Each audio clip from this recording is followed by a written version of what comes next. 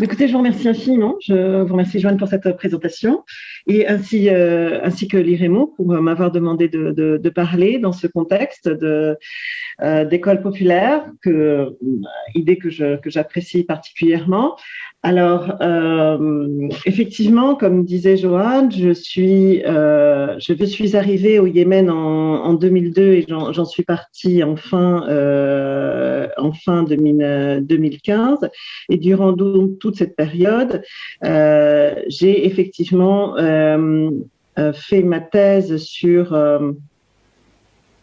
la question du genre dans la région de Taïz, et je suis devenue très rapidement consultante. J'ai travaillé donc consultante durant toutes ces années. Ah. Donc on va pouvoir commencer. Donc nous avons 1 heure et demie ensemble, donc j'espère que vous allez rester jusqu'au bout avec nous et que cette heure et demie sera agréable.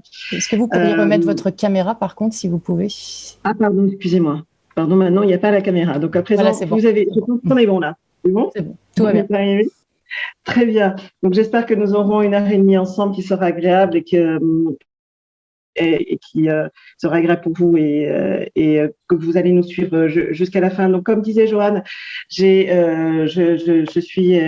rattachée donc au CEFAS et donc j'étais chercheur et je reste quand même chercheur indépendante et j'écris encore sur le Yémen, bien que j'en sois partie. Donc, nous allons commencer notre introduction. Je pense qu'il faudrait faire un recadrage. On va faire un petit recadrage historique, très rapide, mais afin qu'on ait tous une idée d'où on part.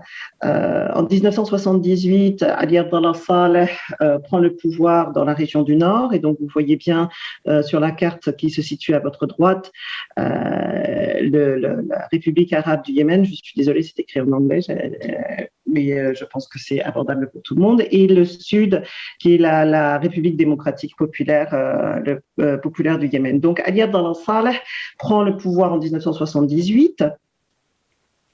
Dans le Nord, c'est un militaire, et le Sud est dirigé par un régime socialiste et communiste. C'est en 1990 que l'on a l'unification entre le Nord et le Sud, et c'est Ali Abdallah Saleh qui va prendre le pouvoir. Hein. C'est la région du Nord qui va diriger avec un accord avec une certaine représentation des anciens dirigeants du Sud, et on va voir l'avènement d'une véritable démocratie qui sera la première démocratie historique de la péninsule arabique, avec un multipartisme dans les années 90. On va voir aussi une liberté de la presse, une liberté des partis politiques qui, dans le Sud et comme dans le Nord, agissaient avant 1990 de manière illégales. Hein. Elles existaient, ces partis politiques existaient, mais qui n'étaient pas reconnus officiellement. Donc là, on va voir dans les années 90 une ouverture, un vent de liberté que l'on pourrait qualifier comme étant ça, et une spécificité de la région de la péninsule arabique, et je dirais même d'une manière générale également dans le monde arabo-musulman. Donc, en 1999, on aura les premières élections présidentielles. Alors, je vous passe sur la guerre civile de 94. Hein. En 94, le Sud se révolte. Il y a un certain nombre de militaires du Sud et de représentants du Sud en considérant qu'ils ont été opprimés par le Nord, et donc il y a une très brève guerre civile qui finit par avoir un gain du Nord sur le Sud, et cette question-là va rester et va réapparaître au moment de la Révolution, et restera toujours de toute manière constante depuis l'unification entre le Nord et le Sud. Donc voilà, en 99, il y a les premières élections présidentielles, et là on voit tout de suite, petit à petit, apparaître quelque chose comme des tensions dans l'espace politique, et on voit, puisque on a une élection présidentielle qui est assez qui n'est pas véritablement multipartisme ou partite, où certes les partis d'opposition existent, les partis d'opposition sont là. Mais en réalité, les élections, ce sont des élections les opposants sont effectivement très, très faibles ou éliminés. Donc, on voit petit à petit, donc dans les années 2000, des tensions qui vont naître, et beaucoup d'écrits. On voit des écrits sur de quoi parle-t-on quand il s'agit du Yémen. Parle-t-on d'une république ou d'une monarchie, puisqu'on voit de plus en plus Ali Abdallah Saleh présenter son fils, notamment au sein des tribus, mais comme suivant pour la question pour le futur du Yémen. Alors, est-ce qu'on parle d'une politique, d'une république ou d'une monarchie? Ceci est une question qui se pose. En 2003, on a effectivement les élections parlementaires, et en 2006, nous avons des élections locales dans lesquelles il y a une forte participation des partis d'opposition qui s'en sont reliés, qui se sont rassemblés sous ce qu'on appelle le nom des rencontres communes, avec 77% des voix qui sont données à Ali Abdallah Saleh et 21% qui sont donnés aux opposants, et Shamlan par exemple. Donc, il existe une république, certes, avec des questionnements sur est-ce qu'il s'agit d'une démocratie, d'une monarchie, est-ce qu'on est une démocratie ou est-ce qu'on est dans un état de dictature? Ce sont des questions que l'on pose dès les années 2000. Alors, il y a également une lecture de la Banque mondiale qui qualifie le Yémen comme étant un État défaillant. Les donneurs, et notamment l'Union européenne, posent la question de la bonne gouvernance, des questions de transparence, des questions liées à la corruption. Et du coup, la question du Yémen, de quoi parle-t-on quand on parle du Yémen, est une question, à mon avis, assez embarrassante, de qualification, où on en est exactement. On a un pays qui est le pays le plus pauvre au monde, avec des institutions qui existent, mais quel type d'institutions? Donc, ceci fait l'objet d'un certain nombre d'écrits, d'analyses politiques et en sciences politiques, de qualification, de requalification, et je vous renvoie à un certain nombre d'écritures, d'articles qui ont été faites notamment par François Burga, mais d'autres politologues. Donc, où sommes-nous au moment de la Révolution? Quelles sont les tensions véritables politiques que l'on voit avant le moment révolutionnaire en 2010 et 2011? Donc, on a le parti du Congrès populaire, qui est donc le parti du président, dont on a vu qu'il est de plus en plus hégémonique. Cette construction des partis d'opposition qui s'appelle la Rencontre commune, qui est une alliance de partis de partis politiques, de tous les partis politiques qui existent sur la scène politique, qui sont les partis d'Al-Islah, les réformistes, les partis socialistes, parti nissérien, il y en a deux, et Ba'athis et parti al-Haq, qui sont des partis qui englobent le Haq, qui englobe les doctrines zaïdites, les ziyouds. Et on voit aussi la rencontre commune a été créée en 2002 et donc a présenté un certain nombre de candidats au moment des élections parlementaires et également aux élections locales en 2006. Donc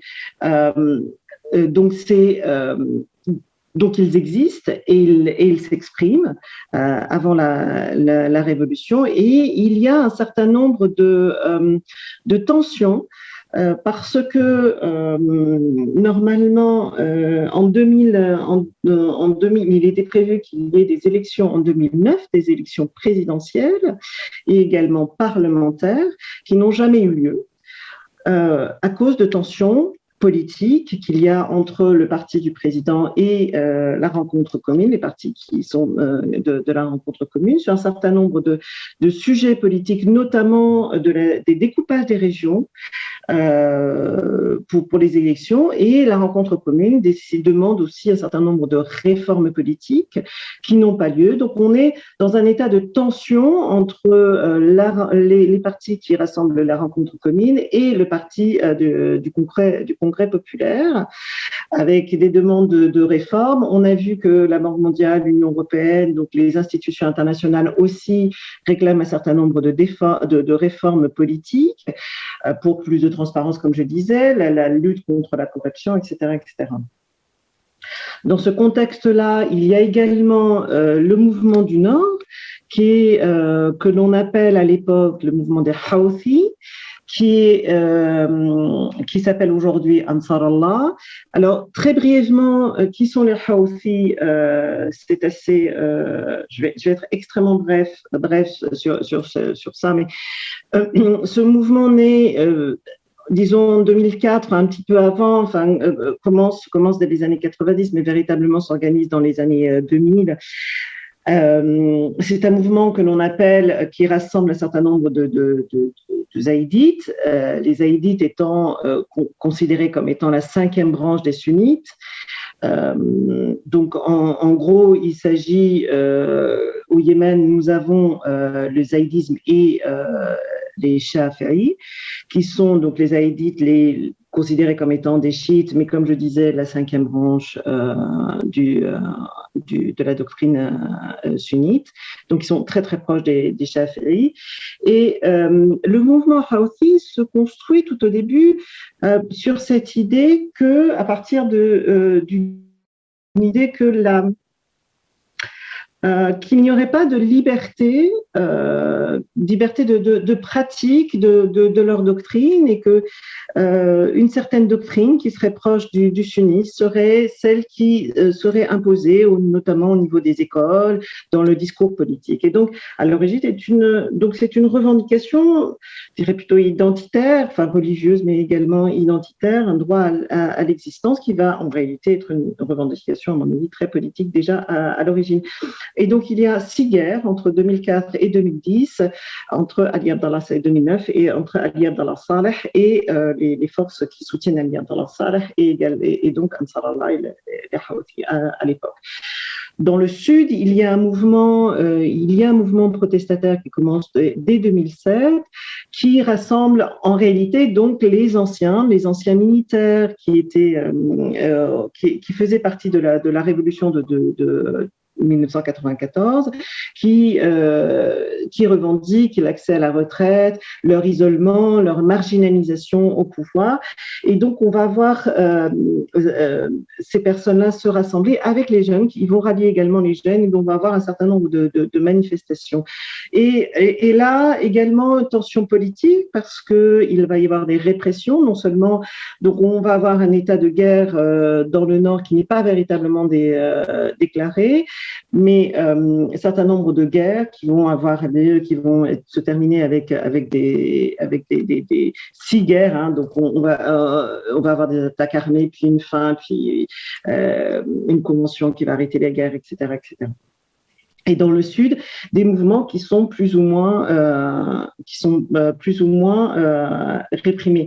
Donc en gros, ce qui est important de voir dans ce contexte-là, c'est que on a un contexte politique qui est extrêmement tendu, avec un certain nombre d'organisations politiques qui ne se disent pas politiques, mais qui le sont, qui se révoltent, avec une organisation politique formelle qui sont les partis politiques au sein de rencontres communes qui ne sont pas satisfaites non plus.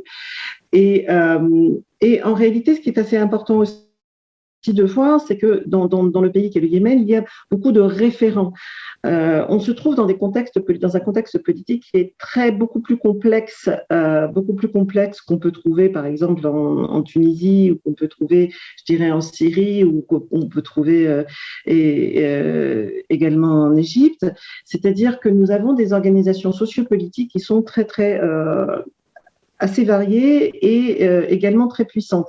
Il s'agisse des partis politiques qui sont anciens, qui existent depuis un certain nombre d'années, même avant la réunification, bien évidemment, qui était très important. On parle également des organisations tribales, qui elles sont plus importantes, qui organisent la population plutôt dans le nord. Donc on voit des référents et des structures politiques qui sont très importantes, qui ne sont pas forcément liées, comme on a pu trouver, par exemple en Tunisie, l'organisation des syndicats, par exemple, qu'on a vu en Tunisie, qui pouvaient reprendre. Là, on a différentes organisations sociopolitiques qui ont aussi des positions qui vont être importantes au moment de la révolution. Et donc, malgré toutes ces tensions, on ne voit pas venir la révolution. Alors, de quoi vais-je parler aujourd'hui ? Comme disait Joanne, mon objectif n'est pas un objectif de sciences politiques. Il ne s'agit pas pour moi de faire un bilan, de faire un bilan des forces en présence et faire un bilan de qui a gagné ou de qui n'a pas gagné. Donc maintenant je dis ce que ça ne sera pas.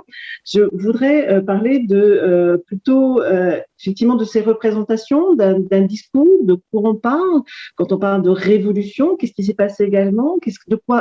Quelles ont été les ambitions des révolutionnaires et comment est-ce qu'on a parlé de la révolution par les révolutionnaires, et également aujourd'hui, qu'est-ce qui s'est passé au moment de l'armée, du conflit armé, pardon, et quels sont ces différents groupes que nous avons vus placer aujourd'hui, comment les choses ont changé ou ont évolué au cours de ce combat, de combat armé, de la guerre, et donc en finir sur qu'en est-il aujourd'hui de ces acteurs et de ces actrices au moment de la Révolution, que sont-ils ou que sont-elles devenus.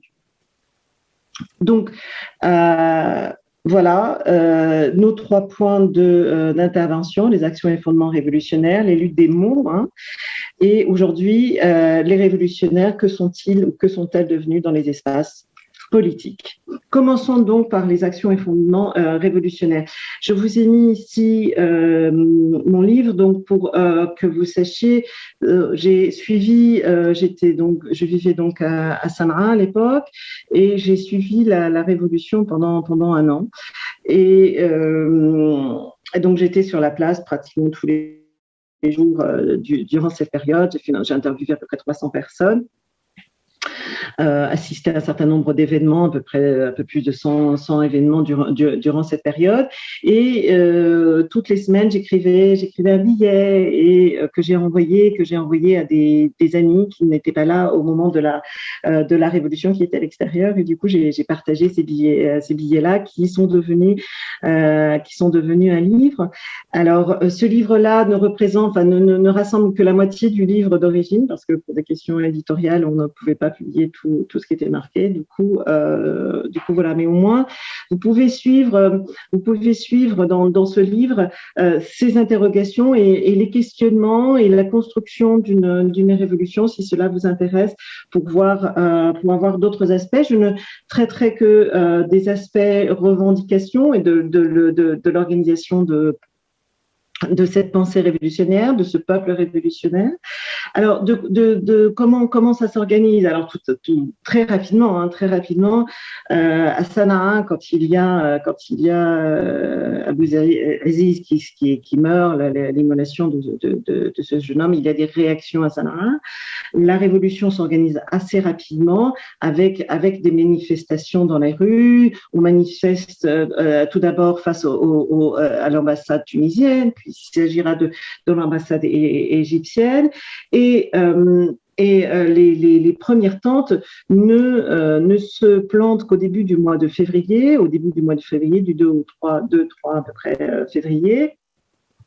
Et la lutte va continuer durant une année. Hein. Donc, on est là dans une lutte très longue, avec une occupation des espaces donc durant une année, qui est une particularité de cette révolution comparée à ce qu'on voit en Tunisie, en Égypte et en Syrie. Alors, on voit très bien que cette occupation de l'espace est une manière de réinventer l'action politique. On voit une nouvelle représentation se construire, un nouveau contour des espaces politiques qui auront en réalité les lignes des divisions des espaces qu'on avait précédemment, qu'on pouvait voir intérieur-extérieur, qu'il s'agit qu'on ne peut pas opposer femmes-hommes au public-privé. Hein, il ne s'agit pas d'opposer même les espaces intérieurs au Yémen pouvaient être des espaces publics. Les espaces intérieurs pouvaient être des espaces féminins ou masculins selon la raison pour laquelle on avait l'occupation formée, identifier ces espaces non mixtes, mais il n'est pas possible d'opposer les espaces intérieurs et extérieurs de cette manière-là. Mais ce qui est assez intéressant, c'est cette fluidité qu'impose cette occupation jour et nuit des espaces de l'espace du changement qu'on a vu à Sanaa, qui existe également à Taïz, on a vu à Aden également dans le sud, qui est un peu moins importante. Donc, on a vu un certain nombre d'espaces révolutionnaires qui se mettent en place avec des tentes dans beaucoup de régions, mais de manière plus significative dans les trois villes principales, du pays. Donc, il s'agit, ce qui est assez intéressant aussi de noter, c'est qu'il s'agit d'une action politique qui n'a pas été reprise récemment. C'est-à-dire que quand on a vu ce qui s'est passé au Liban, ce qui se passe en Algérie, ce qui s'est passé au Soudan. Il n'y a que l'Irak qui a repris ce type d'action politique et qui est d'occupation jour et nuit de ces espaces, et ils l'ont payé extrêmement cher.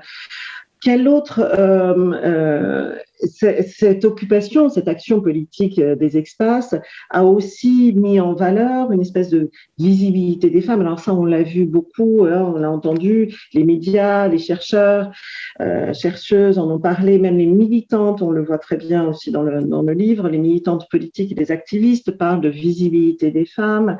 On a un prix Nobel, hein, Tawakkol Karaman, qui va être donc une femme qui va avoir le prix Nobel de la paix en octobre 2011. Alors, il faudrait, à mon avis, avoir une approche un peu plus historique de la question de la participation des femmes sur une action politique. Il ne faut pas non plus oublier le fait qu'il s'agit d'une action politique unique. Comme je vous disais, hein, c'est la première fois qu'on voit ce type d'action politique où les hommes et les femmes occupent cet espace-là. Donc, c'est aussi pour les hommes une action politique qui est unique. Il ne faut pas oublier non plus qu'il y a une présence des femmes qui est très importante dans les espaces publics politiques, dans les manifestations. Il s'agit aussi d'avoir des femmes, enfin les femmes sont aussi présentes dans le Sud en 1967 au moment de les guerres pour la décolonisation. Il y a aussi des femmes dans le Nord quand il y a eu la guerre civile entre 62 et 69. Donc on oublie assez vite la participation des femmes dans les espaces politiques qui est assez ancienne, pour une lecture qui est assez simpliste, privilégier une lecture qui était assez simpliste. Et je voudrais rappeler également que les revendications des révolutionnaires, ce sont des revendications qui sont beaucoup plus politiques qu'elles ne sont sociales. Et ça, on va le voir un peu plus tard également. Il ne s'agit pas en réalité d'avoir une nouvelle vision des rapports hommes-femmes, non plus il ne s'agit pas non plus d'avoir une nouvelle organisation sociale. La société yéménite est une société qui est souvent très divisée, avec, on a parlé historiquement de caste, de classe sociale, vraiment où il y a une certaine,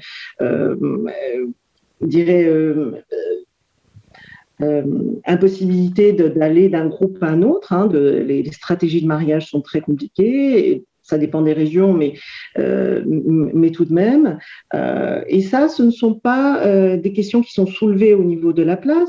Par exemple, les classes sociales qu'on appelle les khdam, khdam voulant dire les serviteurs, hein, ceux qui servent, pouvant éventuellement dire esclaves, mais c'est plutôt abid, et il existe aussi des abid au Yémen, qui sont une classe sociale aussi celles qui sont placées en bas de l'échelle, ne sont pas représentées au niveau de la place. Elles existent, mais elles n'ont pas de tente. Il n'existe pas de tente et il n'y a pas de revendication également de la part de ces groupes sociaux. Par ailleurs, donc il s'agit d'un mouvement pacifique, et là c'est effectivement, c'est aussi une action politique qui est très très importante et très symbolique au Yémen, contrairement à ce qu'on peut trouver dans d'autres pays dans lesquels le Yémen c'est quand même un pays extrêmement armé. On compte à peu près 3 armes par habitant, hein, à peu près 60 millions d'armes en 2010, avant la Révolution, donc ça fait à peu près 3 armes par habitant, hein. Habitants, ça veut dire habitants et habitantes, ça veut dire les enfants, hein, compris.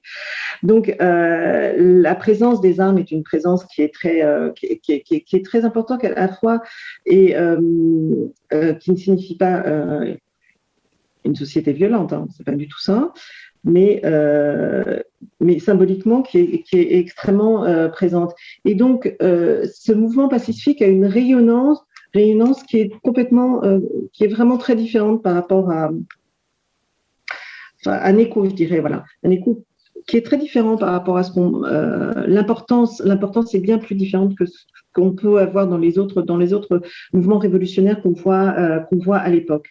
Et donc, qu'est-ce que c'est que le sens pacifique? Alors, qu'est-ce que c'est qu'une révolution pacifique dans le contexte yéménite? Alors, il ne s'agit pas de ne pas avoir d'armes, hein, ça. J'ai vu des écrits comme ça de chercheurs. Bon, alors, la place du changement, il n'y a pas d'armes, c'est absolument faux. Il y a des armes, mais des armes pour se défendre. Donc on voit un mélange. Donc on se revendique, certains, les intellectuels qui connaissent Gandhi. Alors voilà, Gandhi, on voit des représentations aussi des fois de Gandhi. Alors c'est un Gandhi à la yéménite. Hein, c'est vrai qu'on a les armes, mais les armes sont planquées sous les matelas. Et il va y avoir également des conflits armés, pas à l'intérieur de la révolution, mais à l'extérieur, il va y avoir une pression d'Ali Abdallah Saleh pour justement encourager la réaction des révolutionnaires qui ne réagiront pas et qui n'utiliseront leurs armes que de manière extérieure et pour des conflits bien précis et que l'on va dire être des conflits tribaux, donc pas révolutionnaires. Et c'est également un mouvement assez phare qui est encore une fois une des particularités qu'on a vues également ailleurs, dans les autres révolutions. Donc, en conclusion, la révolution, à mon avis, réinvente une manière de faire de la politique, et c'est ça l'apport essentiel, c'est repositionner le peuple au centre de tout ça. Mais alors, la différence, je dirais, à mon avis, des autres révolutions de l'époque, hein, je parle de 2010, il n'y a pas de réinvention des mécanismes de représentation. Et ces mécanismes-là existent et ne sont pas remis en question. Donc, de quoi parle-t-on alors quand je parle d'émergence du peuple révolutionnaire? Que veut ce peuple révolutionnaire? C'est ce dont on va parler à présent. Alors, il y a quelque chose qui me semble ne pas avoir été très bien reflété, dont on a fait peu de cas, il me semble. Lors des analyses politiques, lorsqu'on voit des analyses politiques de sciences politiques sur cette révolution, hein, qu'est-ce qui s'est passé? C'est le temps.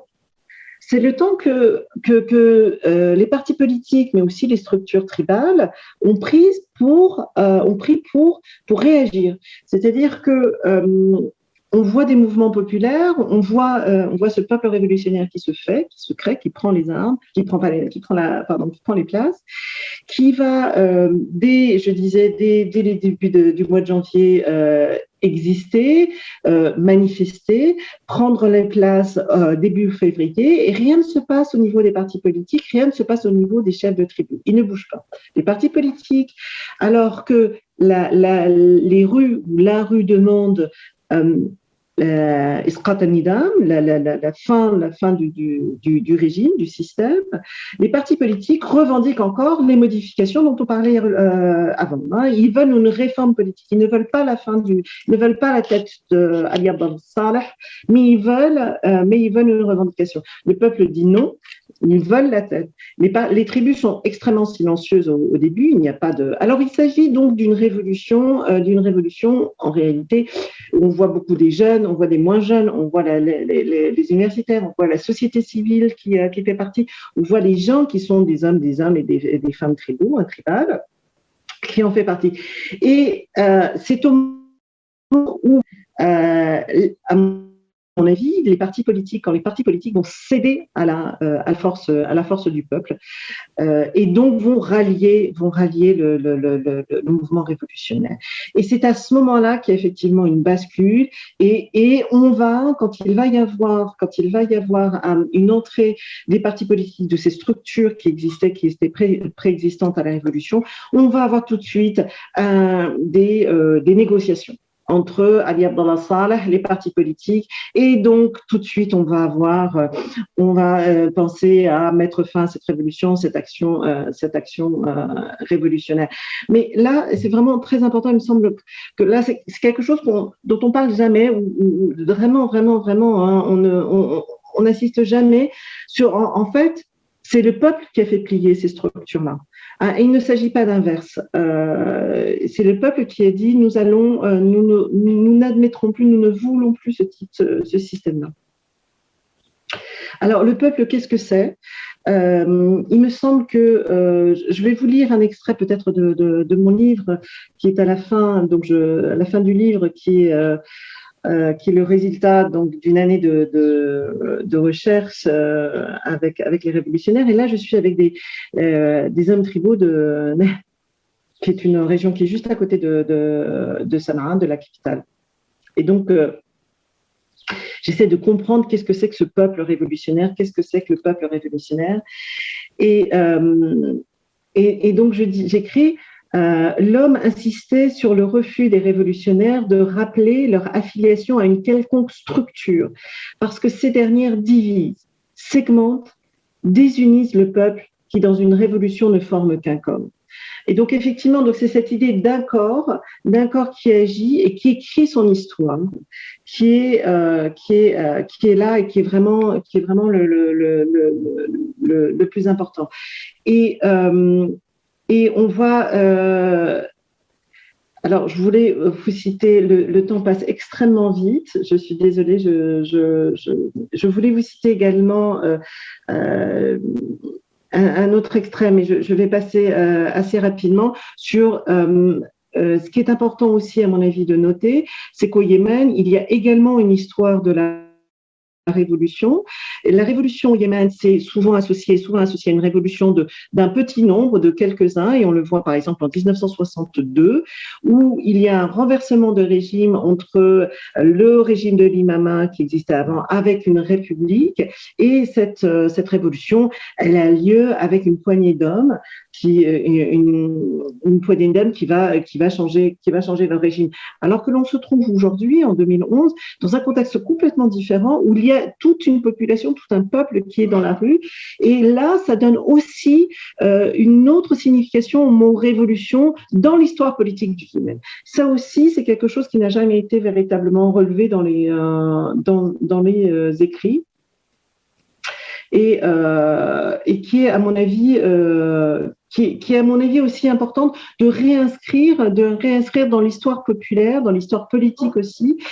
Qu'est-ce que ça signifie ces mots-là de révolution, et ne pas s'approprier simplement ce mot de révolution comme on l'entend, comme on pourrait l'entendre en Occident, et de rappeler cette histoire me semble aussi importante. Donc comment réinvente aussi les champs politiques. L'objet du livre est d'interroger la population sur ce peuple révolutionnaire, non seulement sur qu'est-ce que c'est que ce peuple révolutionnaire, mais en plus de savoir qu'est-ce que veut ce peuple révolutionnaire. Et on voit beaucoup dans la Révolution, pendant un an, on veut Daoula Madaniya, donc un État civil. On voit tout le monde parle d'un État civil. Qu'est-ce que c'est que cet État civil? Donc j'interroge tout le monde. Qu'est-ce que c'est que cet État civil? Qu'est-ce que c'est que cet État démocratique que les gens désirent mettre en place. Alors, je vais parler, je vais aller très rapidement parce que, voilà, même si j'ai 1 heure, je vois que le temps file. Alors, ce concept d'état civil, c'est un concept qui historiquement existe avant les révolutions, ça n'est pas nouveau. Et il faut savoir qu'il a été créé dans les années 70 par les mouvements de gauche qui considèrent, au lieu de parler d'un État démocratique et almani, hein, qui veut dire séculier, préféraient parler d'État civil, et de l'autre côté les mouvements, l'organisation politique des mouvements islamistes réformistes qui existent depuis longtemps, hein, mais qui s'organisent de plus en plus dans les années, qui ont de plus en plus de visibilité dans les années 70, préfèrent utiliser considèrent le concept d'état civil comme étant comme l'opposant à l'état militaire. Donc on voit également cette opposition état civil état séculier sur la place, hein, être repris sur la place. Mais au sein entre les partisans socialistes et les partisans islamistes. Mais ce qui me semble être significatif et très très important, encore une fois, dans l'écriture d'un peuple populaire, dans le contexte d'un peuple populaire qui écrit son histoire, c'est aussi de dire pourquoi c'est si important ça. Pourquoi cette expression de concept d'état civil est si importante pour les gens? C'est parce que elle permet tout un nouveau champ politique de se mettre en place. Et pour quelle raison? Parce que l'État précédent, celui qui est le régime créé par Ali Abdallah Saleh, est un régime qui a utilisé le terme démocratie. La démocratie est partout. Ali Abdallah Saleh est un démocrate. Il a permis un certain nombre d'élections. Les partis d'opposition existent. Et comme ce que je vous disais en introduction, qui est très important, c'est de quoi parle-t-on quand il s'agit d'un État de l'État yéménite? Et on voit très bien une espèce d'embarrassement, hein. Il s'agit d'un État, oui, enfin révolutionnaire, enfin un État démocratique, oui, enfin oui mais non. On voit aussi au moment des élections de 2006, par exemple, l'Union européenne qui abonde dans les résultats, qui dit que ce sont des résultats qui sont bon. Alors certes, il y a peut-être des résultats. Des questions sur la transparence, mais en général, les gens sont d'accord, la communauté internationale soutient tout de même Ali Abdallah Saleh quand même. Donc voilà, on est dans un contexte qui est complètement saturé, et les révolutionnaires peuvent pas dire on veut une démocratie, parce que en face de vous, il y a quelqu'un qui dit moi je suis démocrate, avec aussi des institutions contre la corruption. Ali Abdallah Saleh met en place des institutions anticorruption, comme demandent les instances internationales. Donc on se trouve là dans une espèce de mur. Les révolutionnaires sont obligés de créer un mot pour créer de nouveaux espaces, pour créer cette possibilité, ces possibles politiques, avec également un certain nombre de valeurs qui vont en fait entrer dans leur conception de qu'est-ce que c'est que le régime politique qu'ils désirent, idéal, qui est le karama, que l'on a vu également dans beaucoup d'autres espaces révolutionnaires. Donc, le karama, en fait, la dignité est conçue si vous voulez, comme un espèce de pilier à ce concept d'État civil et aussi État démocratique. Donc, je pourrais revenir sur comment est-ce qu'on articule, comment les révolutionnaires articulent à l'époque ces différents concepts, mais je n'ai pas le temps parce que je voudrais aller plus loin. Mais juste deux, trois mots en conclusion. Donc, on se retrouve au Yémen dans une révolution qui n'a pas son nom et dont on discute le nom. Je veux dire, c'est la seule révolution comparée à la Syrie, comparée à l'Égypte, comparée à la Tunisie de l'époque, que l'on qualifie comme étant une crise politique. Je veux dire, d'un point de vue extérieur, les révolutionnaires se disent révolutionnaires. À l'extérieur, la grille d'analyse est complètement différente. Il s'agit d'une crise politique puisque les voisins refusent, l'Arabie Saoudite, les pays de Golfe refusent de parler de révolution au Yémen. Donc, on a également, au niveau de la recherche, on voit très bien qu'il y a un certain nombre d'articles qui discutent également de la question de révolutionnaire. Est-ce que ce serait des révolutions? Oui, non. Hein. Donc, ça, c'est des questions qui se posent beaucoup à l'extérieur, peu à l'intérieur au sein des révolutionnaires, mais beaucoup à l'extérieur, avec des grilles d'analyse qui sont, à mon avis, très strictes et qui ne prennent pas en compte tous ces éléments dont je vous parlais. Donc de repositionnement d'un peuple qui écrit son histoire, qui s'oppose aux structures qui est précédentes, et on voit une analyse notamment des chercheurs français qui sont, je dirais, en fait basés sur une révolution qui aurait été volée par ces structures antérieures. C'est les partis politiques qui décident, et donc les révolutionnaires auraient été volés de la révolution. Alors, donc vous avez vu que j'ai une grille d'analyse qui sera beaucoup plus complexe à mon avis et beaucoup plus critique sur ce type d'approche.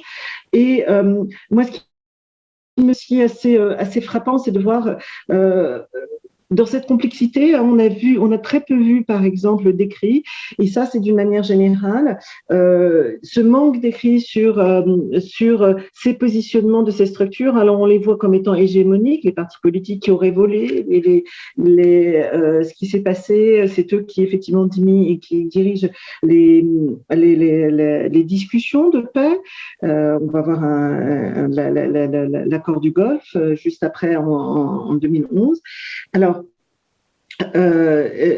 on voit très peu la paralysie en réalité des partis politiques qui ne sont pas capables d'opposition. Je parle de la rencontre commune, qui ne sont pas en réalité capables de proposer des solutions. Hein, qui sont, à mon avis, et je pense aussi qu'Ali Abdallah Saleh est également dans ce contexte-là d'incompréhension de qu'est-ce qui se passe. Je crois qu'on est dans une incompréhension totale des différentes parties qui existaient, qui sont structurées avant, qui existaient, qui sont pris de court.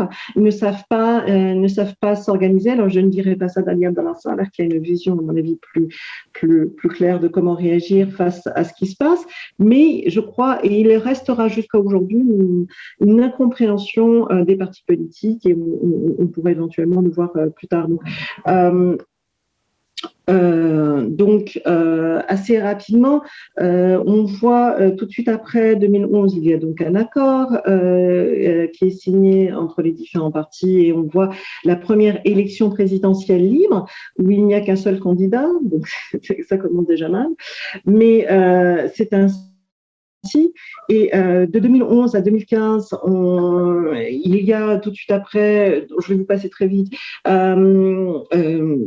l'accord qui a été signé, qui est l'accord du Golfe, a identifié un certain nombre de mesures politiques, d'actions politiques qui doivent être menées, notamment donc cette première élection présidentielle dont je parlais en 2002, en février 2002, qui est liée à Abdelrahman Mansour Hadi, qui est toujours au pouvoir aujourd'hui, et avec la mise en place d'un dialogue national, une restructuration de l'armée, et donc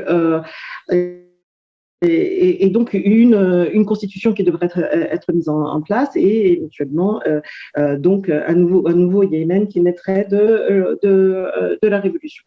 Alors, c'est pas du tout comme ça que ça s'est passé, enfin disons pas totalement. La révolution, le dialogue national est effectivement un succès. On voit bien les Nations Unies en 2012 considèrent le Yémen comme étant le pays, le modèle de résolution des conflits. Ali Abdallah s'accélère pas, il n'y a pas de guerre. Il n'empêche qu'au moment de la Révolution, il ne faut pas oublier que la question de la guerre est une question centrale et que tout le monde parle de guerre. Je veux dire la question de la guerre existe et elle est très très présente au moment de tout au long de la Révolution et même post-révolutionnaire et elle revient tout le temps. Alors, qu'est-ce qui se passe? Je vous ai mis ici deux cartes pour vous dire en 2015 où on se trouve en 2015 et celle d'en dessous, elle a été faite en 2020 par un certain nombre de services. Alors, elles ne sont pas extrêmement précises et je ne suis pas forcément d'accord sur ces cartes, mais je voulais simplement vous montrer que entre 2015 et 2020, on n'est pas, la situation n'a pas énormément changé. En 2015, il y a mars 2015. À 2h du matin, tout précisément, parce que moi j'y suis, j'entends les bombes qui arrivent, je sursaute et j'allume la télévision et donc je vois Al Jazeera et j'apprends par Al Jazeera que nous sommes en guerre, nous sommes en état de guerre et c'est Tahaluf qui est la coalition qui est menée par l'Arabie Saoudite qui est en train de bombarder, Sanaa pour mettre fin à la présence des Ansar Allah, des Houthis. Alors, je voudrais juste préciser sur le contexte concernant le contexte politique, c'est que petit à petit, la date charnière est bien celle de septembre 2014, qui est l'entrée de ce qu'on appelle les Houthis dans la capitale. Alors, on va parler on va dire que ce sont des putschistes. Aujourd'hui, Al-Nuqayla Abiy, les Houthis sont considérés comme étant des putschistes. Encore une fois, il s'agit là d'une lecture qui, à mon avis, devrait être un peu plus nuancée. On voit très bien que quand ce groupe d'Ansar Allah qui descendent du nord viennent petit à petit à Sanaa, ne sont pas seuls. On sait aujourd'hui qu'il y avait une alliance avec Ali Abdallah Saleh et on sait également que au moment de leur entrée dans la capitale de Sanaa, il n'y a pas véritablement eu d'opposition des partis en présence qui sont dirigés par le gouvernement de Hadi. Donc, alors, est-ce que c'est véritablement des putschistes? Sûrement, sans aucun doute, mais avec des nuances, parce qu'on voit très bien qu'il ne s'agit pas de prise directe du pouvoir. Quand ils rentrent à Sanaa en septembre 2014, ils prennent un certain nombre de ministères qui sont des ministères stratégiques et ils laissent Hadi gouverner. Et d'ailleurs, je rencontre Mohamed El-Boukheti qui est en 2018, en juin 2018, qui est assez je l'interviewe pour un article et il me dit très honnêtement, il me dit mais nous quand on est rentré, bon certes il n'avait pas le droit de sortir, mais on lui a dit qu'il fallait qu'il exerce son métier, il était président, que nous n'allions pas le toucher, qu'il pouvait exercer sans aucun problème, que nous n'avons rien contre lui. Et d'ailleurs, s'il s'est enfui en 2015, c'est bien parce que nous l'avons laissé partir. Donc voilà, donc on se retrouve dans une situation où c'est un peu plus complexe que les putschistes arrivent et prennent le pouvoir. Ça se fait en plusieurs temps. Il y a des alliances qui permettent aussi cette prise de pouvoir. Il y a aussi un jeu aussi tribal qui existe et qui est important donc de mettre en avant à présent. Alors, je voudrais juste dire sur cette question-là. Alors, on pourrait parler de beaucoup de choses sur cette question de la lutte des mots.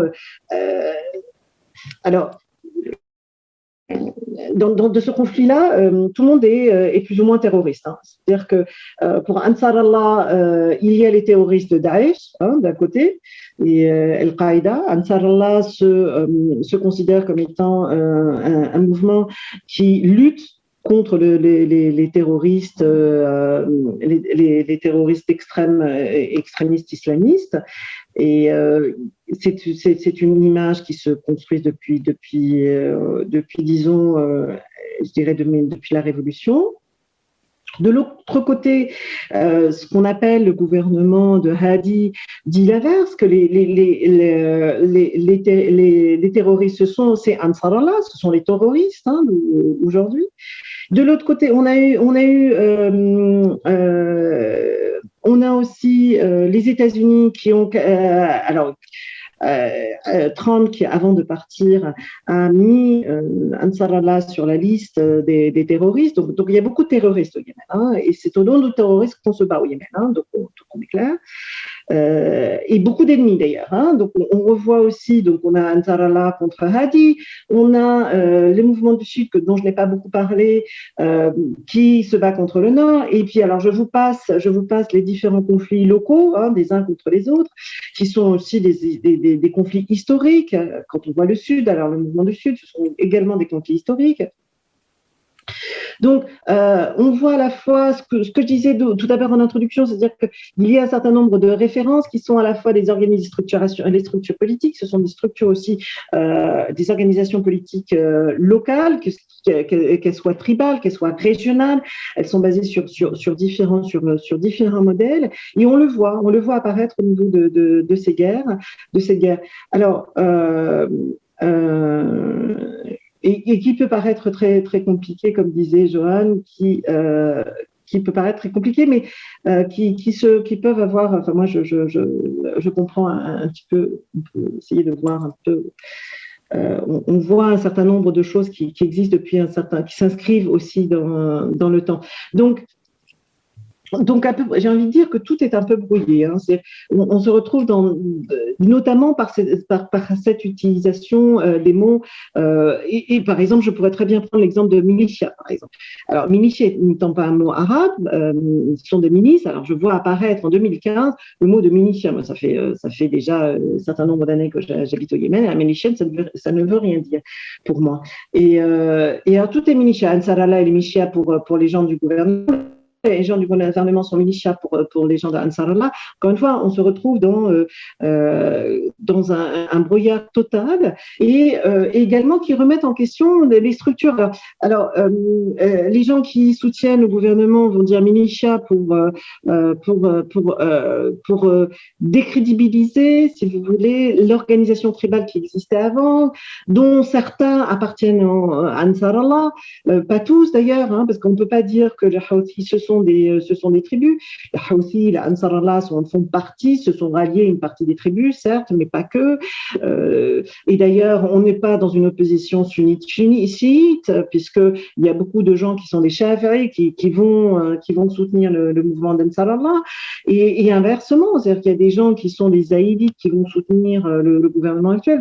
Donc ces oppositions-là ne sont pas justes et demanderaient un peu plus de complexité. Donc, alors, que se passe-t-il aujourd'hui? Où en sommes-nous aujourd'hui? Alors aujourd'hui, il faut constater qu'un certain nombre d'acteurs et d'actrices dans les sphères de prise de décision sont des révolutionnaires, sont d'anciens révolutionnaires. Et on l'a vu dès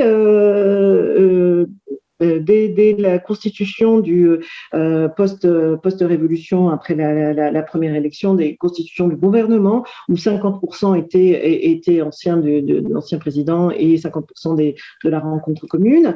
Et donc on a vu déjà apparaître un certain nombre de personnes qui étaient des figures révolutionnaires. Aujourd'hui, le Premier ministre, Dr Brahim Abdelmalek, est un ancien révolutionnaire. On était ensemble sur la place. Le Dr Ahmed Ben Moubarak, qui était ancien ambassadeur du Yémen aux États-Unis, est aujourd'hui ministre des Affaires étrangères. On a aussi l'ambassadrice Sahar Ghaneb, qui est aux Pays-Bas. Alors, je voudrais juste vous préciser que ces trois personnes appartenaient à un groupe qui s'appelait Tenamoua, qui est la diversité, qui est une coalition révolutionnaire qui rassemblait un certain nombre d'intellectuels à l'époque et qui était assez active, et notamment aussi auprès des organisations internationales. Ce sont des gens qui parlent un certain nombre de langues, enfin qui parlent au moins l'anglais, et qui sont, comme vous avez vu, assez diplômés. Donc on voit ces personnes-là apparaître petit à petit et avoir des positions.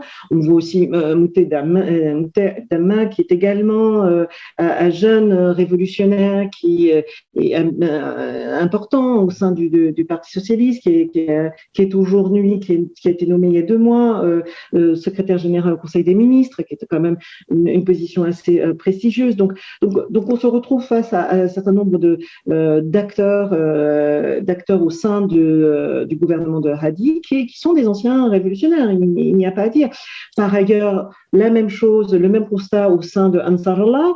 On voit Mohamed El Boukreiti, dont je parlais avant, avec qui j'ai fait un certain nombre d'interventions, d'interviews. Ali Ahmad, qui est également le porte-parole des Ansarallah du mouvement Houthi au moment de la révolution. On voit également les mouvements du Sud, le Conseil de la transition du Sud, qui a un certain nombre d'acteurs, de personnages historiques qui sont aussi révolutionnaires et qui agissent aujourd'hui. Donc, en termes de présence des révolutionnaires d'avant, on ne peut pas dire qu'il n'y a aucun changement. Et au contraire, on voit qu'il y a une scène politique qui est bien différente d'il y a 10 ans, avec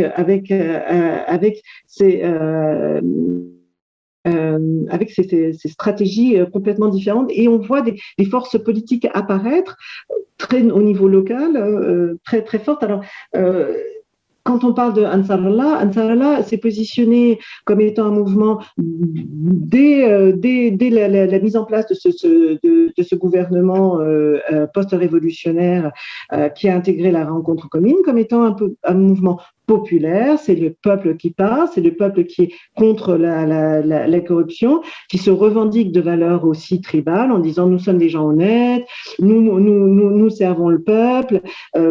Donc il y a quand même une volonté de se montrer comme étant des révolutionnaires, et donc pour eux l'accès au pouvoir de ce groupe-là est une réussite révolutionnaire. Je veux dire, enfin, il s'agit bien pour eux ils ont accès à ces régions du Nord, et donc on réussit. Quand il s'agit du mouvement du Sud qui s'est petit à petit construit, le mouvement du Sud est très complexe, c'est extrêmement divisé, mais il y a un groupement qui s'appelle le Conseil de transition du Sud, qui ont aussi fait partie des révolutionnaires. Aujourd'hui, ce conseil est représenté à 50% dans le dernier gouvernement de Hadi, et donc on peut considérer que c'est un mouvement qui est soutenu par les Émiratis, est un mouvement qui a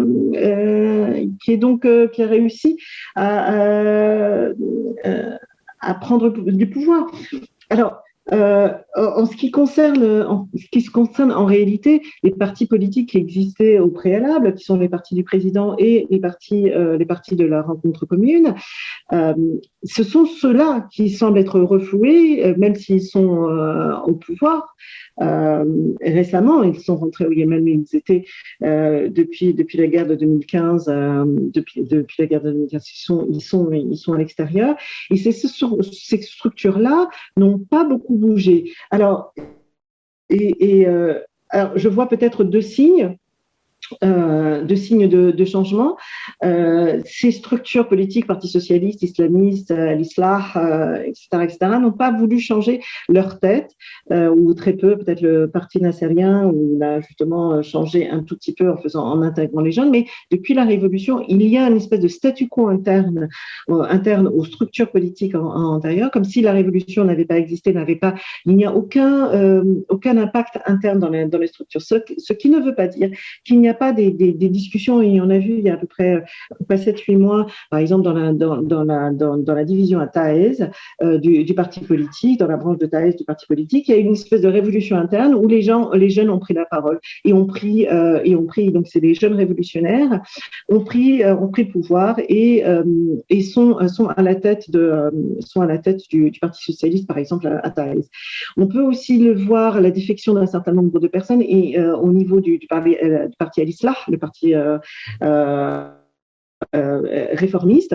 Et je prends pour exemple Olfat Dubaï, qui était membre du parti Al-Islah, qui a fait partie donc une des grandes figures de la révolution de Taez, qui a fait partie du dialogue national, qui après a fait partie du groupe réduit de personnes qui ont écrit la Constitution, qui est un personnage extrêmement qui a une certaine influence et donc qui appartient au parti d'Islah depuis un certain nombre d'années et qui donne sa démission officielle en 2020, qui avait en 2011 gelé son adhésion, mais en 2020 il y a une rupture totale.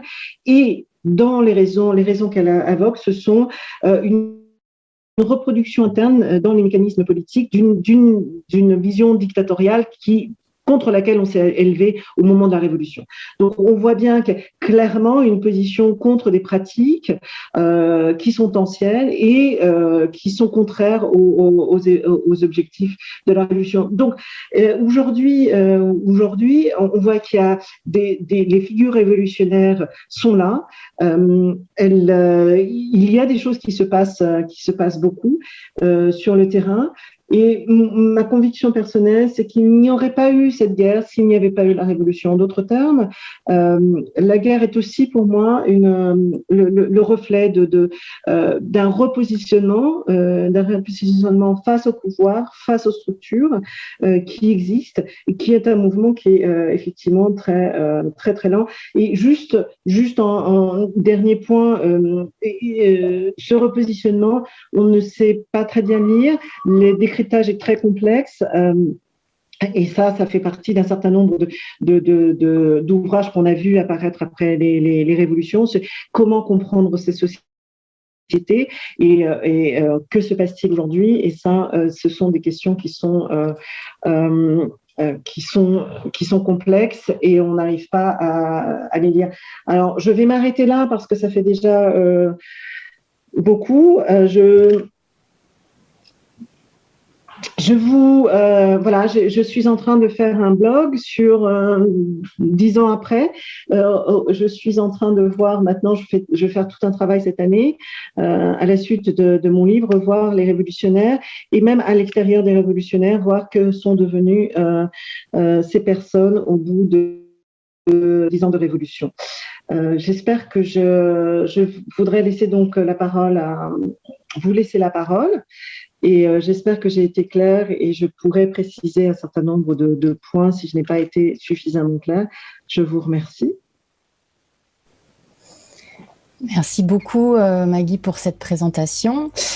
Du coup, on a 20 minutes de questions. Il ne faut surtout pas hésiter à les poser à l'oral. Si vous êtes un peu timide, vous pouvez aussi les poser dans la partie de chat et je les répéterai à l'oral. Mais je vous en prie, allez-y, prenez la parole, c'est à vous. Oui, bonjour, Patricia Bessona, je souhaiterais poser des questions. Bien sûr. Alors, où est-ce qu'on en est aujourd'hui? Est-ce qu'il y a une forme de paix? Est-ce que la guerre est vraiment terminée ou pas? Où sont les armées de la coalition? Ça, c'est une première chose. Deuxièmement, au niveau de l'empreinte de l'islam dans ce mouvement révolutionnaire, qu'en est-il précisément? Parce qu'effectivement, l'oratrice a abordé les aspects religieux, mais très très peu, je trouve. Donc, je voudrais savoir quels sont les placements religieux de tous ces gens. Et tertio, je voudrais demander si on a en France, dans nos structures politiques et notamment au Quai d'Orsay, des gens qui sont vraiment au fait des questions yéménites. Voilà. J'espère que j'ai été claire. Oui, très bien. Je réponds question par question, Joanne? Oui, ce sera plus simple. Très bien. Alors, où en est-on aujourd'hui? C'est toujours la guerre. Il n'y a pas, nous ne sommes pas du tout encore aujourd'hui dans un règlement des conflits. Il y a une politique de Biden qui est une espèce de repositionnement. Même si nous ne sommes pas encore il y a des discussions de paix, nous ne sommes pas arrivés à aucun accord de paix. Il y a une modification, si vous voulez, du discours international ou d'une position internationale concernant la guerre au Yémen, avec une volonté politique à présent américaine de mettre fin à la guerre et notamment de mettre fin à la vente d'armes. On a vu en France il y a quelques mois, des parlementaires qui s'opposaient à la vente d'armes à l'Arabie Saoudite parce que la France donc vend des armes en Arabie Saoudite et donc qui alimente le conflit armé. Moi, je dis ceci, la France considère, le ministre de la Défense à l'époque considérait qu'il n'y avait pas de preuve, que les armes vendues par la France à l'Arabie Saoudite soient utilisées au moment dans le conflit armé. Donc, ceci est la raison pour laquelle la France justifie encore la vente de ces armes. La France n'est pas la seule. Il s'agit aussi de parler de l'Angleterre, du Canada, et on ne parle pas simplement de vente d'armes, on parle aussi d'assistance technique, ce qui veut dire bien d'autres choses. Donc, on en est aujourd'hui, le gouvernement de Hadi, après un certain nombre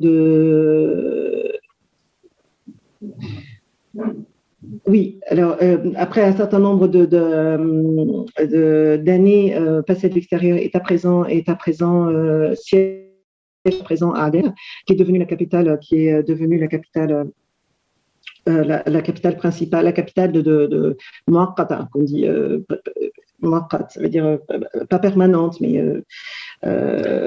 voilà, en temps maintenant, quoi, temporaire, voilà, c'est ça comme ça on dit en français. Et donc voilà.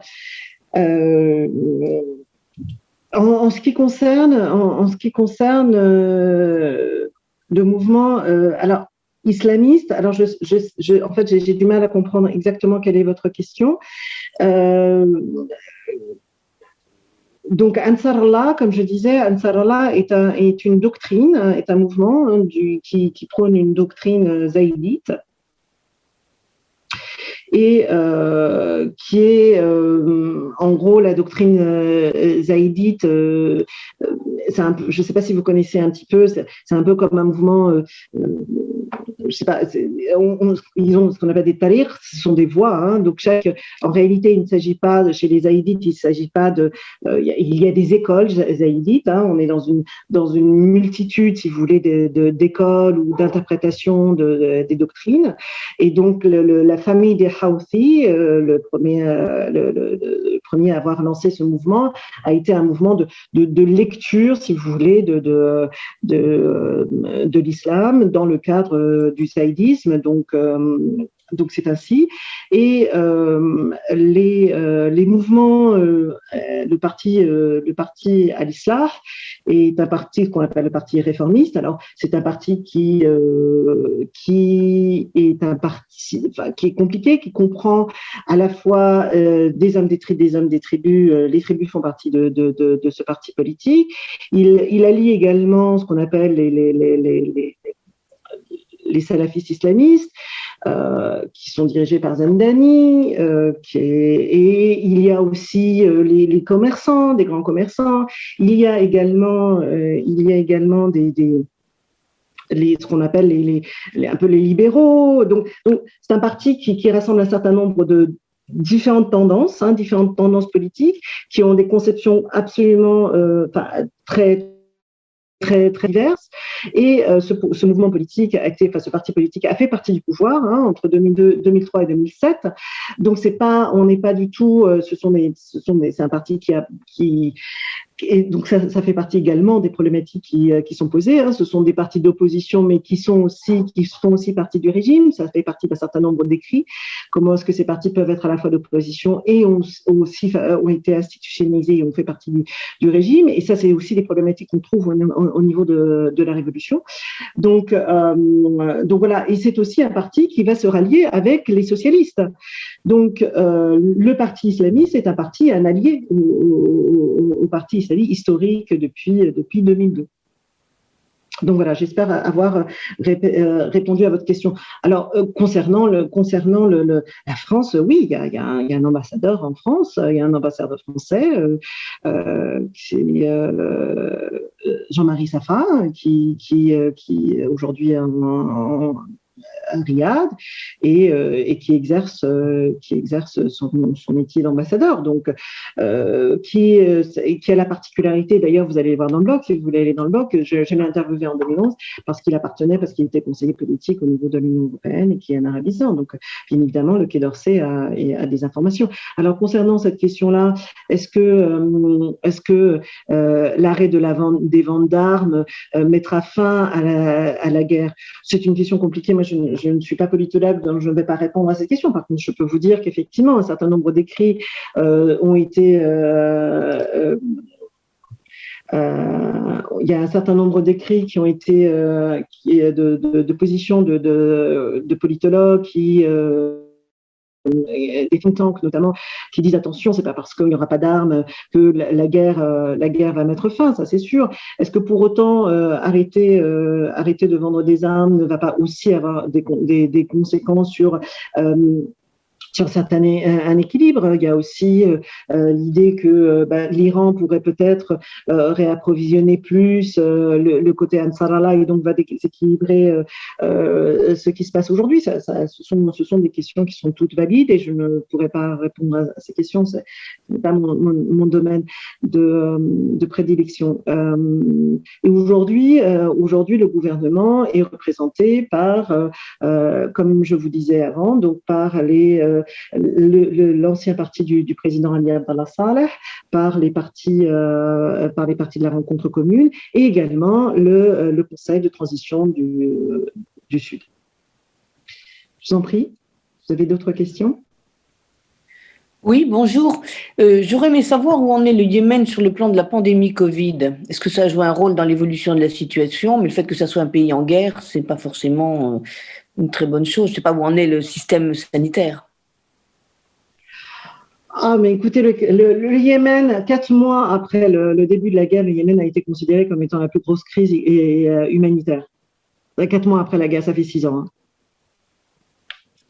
Donc, Taïz, qui est la région de Taïz et la ville de Taïz, comprenait à peu près 1,9 million habitants. Hein. Il y a déjà 4 ans, il n'y avait plus qu'un seul hôpital qui marchait. Donc déjà les structures de santé complètement détruites, soit bombardées par la coalition, par les uns ou par les autres. Elles ont été ciblées pour des raisons diverses et variées. Le Covid a effectivement impacté sur les infirmiers, les infirmières, le nombre d'infirmiers, de médecins, de docteurs, la structure. On a vu un certain nombre de personnes qui sont mortes dues au Covid. Mais vu la situation, alors sur la question des chiffres, alors ça c'est assez intéressant aussi de voir. C'est-à-dire que quand on parle tout à l'heure quand je vous ai parlé de bruit des mots et où on en est sur la lecture de ce conflit armé. Ce qui est assez aussi fascinant, c'est de voir que pendant 4 ans, entre 2005, donc le début de la guerre, jusqu'en 2018, fin 2018, les chiffres officiels étaient de 10 000 morts. C'est-à-dire que les Nations Unies ne considéraient qu'il n'y avait que 10 000 morts. C'est-à-dire qu'on avait 4 ans de guerre sans morts, en fait. Et que les 10 000 morts, en fait, c'est les 5 premiers mois. Et soudainement, en fait, les ONG ont commencé à écrire un certain nombre de rapports et de mener à bien un certain nombre d'enquêtes sur place pour essayer de voir où on en est. Et on se retrouve avec ACLED, qui est Armed Conflict Location and Event Data Project, qui va dénombrer entre 2016 et 2018 presque 60 000 membres. Et on est aujourd'hui en 2019, donc il y a un rapport des Nations Unies qui compte 2019, 233 000 Yéménites, dont 130 000 morts qui sont des morts indirectes. Donc, on est dans un conflit qui est assez en réalité meurtrier, et je pense qu'on n'a pas non plus accès à un certain nombre de données justes sur le nombre de morts. Donc, l'accès à la santé, c'est déjà, on est très très loin de pouvoir avoir accès à la santé au Yémen.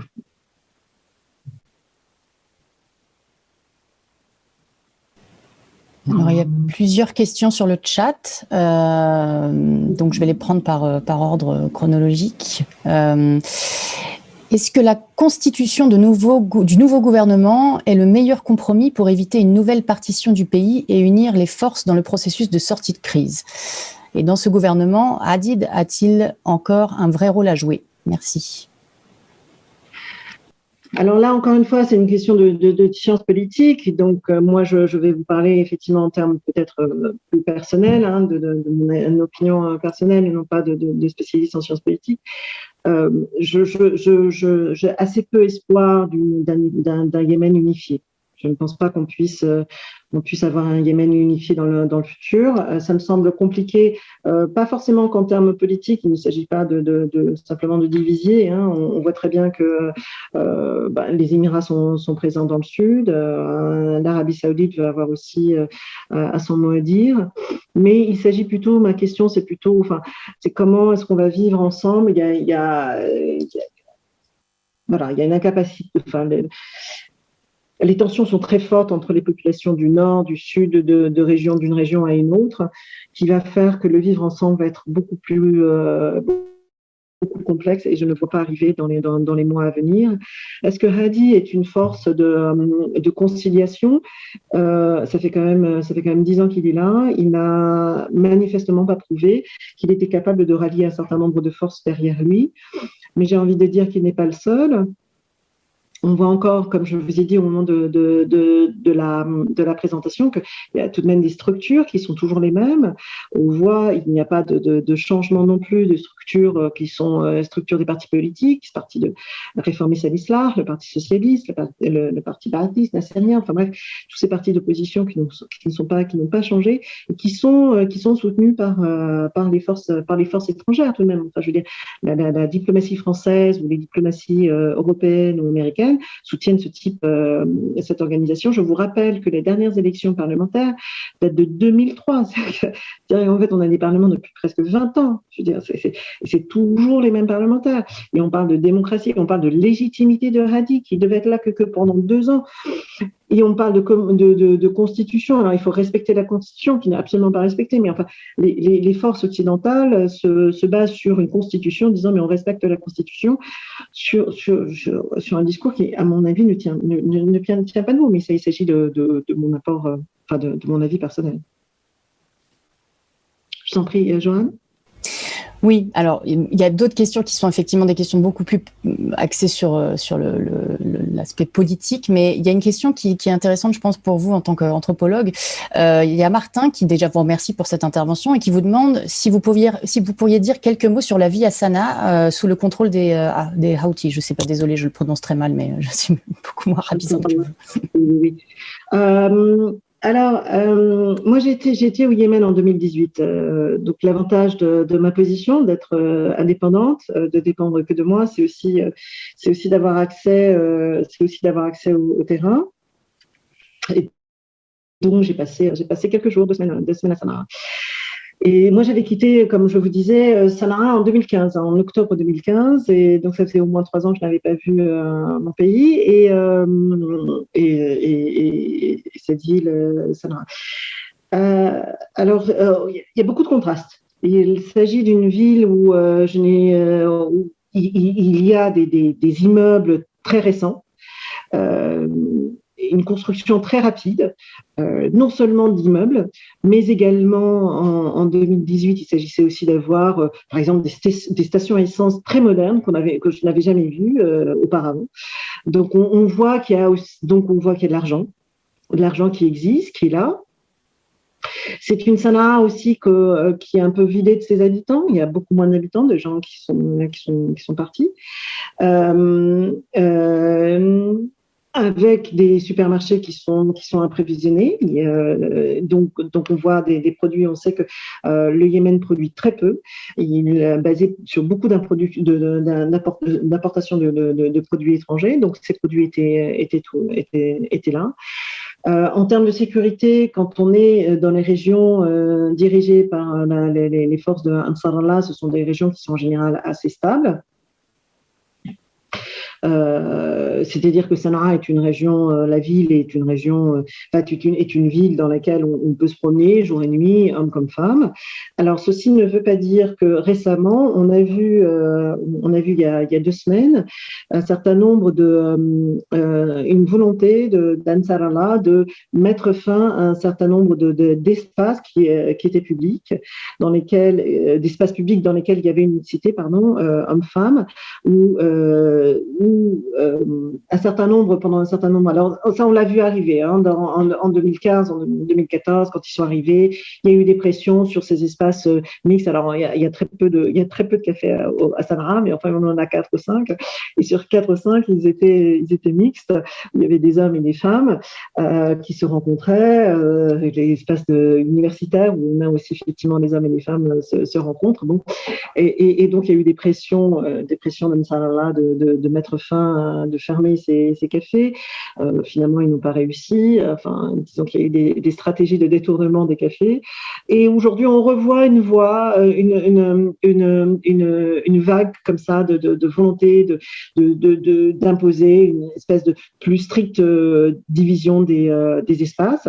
Alors, c'est assez drôle parce que des fois, on se retrouve, par exemple, à l'université où il y a des murs qui sont créés. Alors, on voit des murs à l'intérieur des groupes, des classes, à l'intérieur des classes. Donc, les femmes peuvent très bien aller scolariser. La question n'est pas l'accès à la scolarisation. Elles peuvent très bien être scolarisées, elles peuvent bien sortir, mais dans des espaces réservés pour elles. Donc voilà, donc on se retrouve, ça n'est pas un mouvement, ça n'est pas nouveau. On a des vagues comme ça au Yémen. On a eu par exemple des équipes, des groupes sur Ikhlaq, de contrôle de la valeur qu'on a vu, qui venaient par exemple, qui étaient très inspirés des Wahhabites. On a vu par exemple dans la région de Hodeïda, dans différentes régions du Yémen auparavant. Donc ce mouvement-là de volonté de séparation, de division des espaces plus strict, où il n'y a pas de mixité, et quelque chose que l'on connaît, qui vient, qui va, et qui est plus ou moins organisé. Alors, la différence, c'est qu'aujourd'hui, Ali Abdallah Saleh, et même quand n'a jamais soutenu ce type de mouvement. Aujourd'hui, les Houthis, les Ansar Allah sont au pouvoir, donc ils ont un pouvoir politique, mais ce sont des choses que l'on voit bien évidemment plus apparaître à Sanaa qu'ailleurs, parce que c'est à Sanaa où on voit plus le plus grand nombre de femmes qui vont aussi travailler. Et elles vont travailler c'est un certain type de femmes, ce sont des femmes qui sont souvent des jeunes filles et qui vont payer leurs études et qui vont travailler dans certains domaines. Pas dans tous les domaines. Mais en gros, c'est à peu près ça. C'est comme ça que l'on vit à Sanaa aujourd'hui. Merci beaucoup. Alors, il est 59. On va prendre encore une question. Donc, désolé si on ne peut pas répondre à toutes les questions de tout le monde. Alors, il y a 3 questions. Je vais vous poser les 3. Vous choisissez celle à laquelle vous voulez répondre. Donc, alors, je sais qu'il y en a déjà 2 qui sont plus d'un point de vue stratégique. Donc, c'est la première question est de Clémence Balazero qui vous demande si les intérêts stratégiques de l'Arabie Saoudite, quels sont les intérêts stratégiques de l'Arabie Saoudite les ayant poussés à entrer en guerre. Ça, c'est la première question. Deuxième question, c'est Morgane Bonaldi qui aimerait en savoir plus sur la teneur du blocus ou de l'embargo imposé par l'Arabie Saoudite. Et la troisième question qui vient d'être posée, je la lis telle quelle. Pensez-vous pensez-vous que les Houthis peuvent gagner une légitimité sur la scène nationale et s'imposer définitivement dans le Nord, malgré les affaires de corruption chez des dignitaires du régime zaïdiste? Et quelle est l'adhésion des populations à Ansarallah dans les zones sous leur contrôle? Voilà, donc vous choisissez. Bon, je vais prendre la dernière. Je vais prendre la dernière. La question de la légitimité est une question extrêmement, extrêmement fascinante et extrêmement importante. Et je pense que c'est vraiment une des questions aujourd'hui sur le futur du Yémen, c'est ça. C'est parce que on voit très bien qu'il y a une tendance petit à petit, il va y avoir de moins en moins de s'il y a effectivement, enfin, moi c'est mon analyse personnelle et je ne suis pas politologue encore une fois, mais s'il y a un accord de paix, si on arrête, s'il y a la fin de la guerre et la fin de l'arrêt des vente d'armes, il va y avoir donc un repositionnement d'un certain nombre de pouvoirs et toute la question va être quels sont les pouvoirs. Alors, je ne parle pas du Sud parce que le Sud, ça va être très compliqué à mon avis. Le Sud va être beaucoup plus compliqué que le Nord parce qu'il y a des pouvoirs locaux qui sont beaucoup plus complexes et l'organisation politico-sociale est beaucoup plus complexe que ce qu'on peut trouver dans le Nord. On peut avoir des ramifications qui sont, à mon avis, plus simples, à mon avis.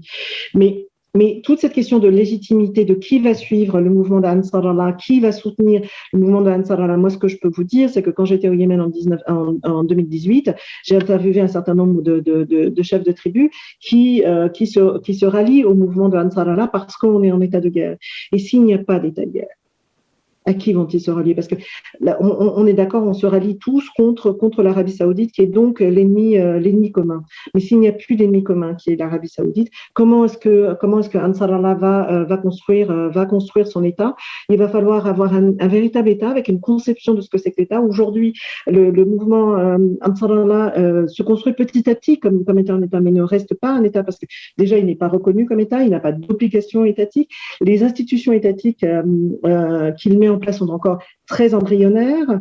Donc voilà, donc ça reste encore une force politique qui est en train de se construire avec une idéologie politique qui est en train de se construire. Alors, sur des valeurs, on a bien vu, il y a une volonté il y a une volonté assez conservatrice des rapports de genre, mais il y a aussi toute la vision d'une. Je vous renvoie parce que j'ai écrit des articles là-dessus sur quelle est la vision politique des Ansarallah, sur quel modèle politique ils voudraient aller, mais ça reste encore pas une organisation politique qui n'est pas aboutie et du coup. Effectivement, à mon avis, il va y avoir des tensions très fortes, et la question de la légitimité va se poser, qui est véritablement essentielle. Donc c'est ce point-là, et je ne pense pas, pour conclure sur cette question-là, parce que je ne l'ai pas évoqué, parce que c'est aussi une question complexe, c'est cette guerre, cette proxy guerre, cette guerre que l'on dit être soutenue aussi par Iran de l'autre côté. C'est aussi le point d'interrogation, c'est comment jusqu'où l'Iran va soutenir les Houthis. Et moi, je ne pense pas. On a très bien vu sur l'histoire de l'Iran, sur son histoire politique extérieure, son investissement en Syrie, son investissement aussi au Liban est complètement différent de ce qui se passe au Yémen, et n'a pas véritablement de même écho et même moyen pour soutenir, si vous voulez, ce mouvement politique d'Ansarallah. Voilà, c'est à peu près ce que je peux dire. Merci beaucoup, merci infiniment Maggie pour votre exposé, effectivement très riche. Plusieurs personnes vous remercient dans le chat, très très riche. Alors on peut évidemment pas parler de tout en 1h30 de temps, mais vous avez fait déjà un tour bien complet de la question. On vous remercie beaucoup.